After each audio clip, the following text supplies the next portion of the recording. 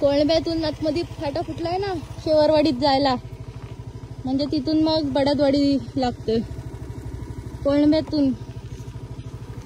आणि मला सांगा इथे ना एवढा खडकीचा रस्ता आहे, बघू शकता तुम्ही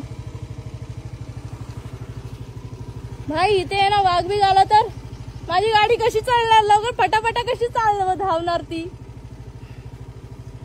हे बघा रस्ता आमचा गावचा, म्हणजे मी ह्या साईडने आले ना म्हणून तर रस्ता तसा दिसतोय. हे बघा असे खुळकुळ्यासारखी माझी मेगा चारीजड आवाज करतीये बिकॉज ऑफ दिस रोड. आमचा त्या साईडचा रस्ता मस्त आहे, हे मी मागून आली आहे. ते बाकीच्या देवरुख साईडने रस्ता छान आहे, इकडचा पण रस्ता बनला पाहिजे आता कोळंब्या मार्गे ते शेवरवाडी नांदळज.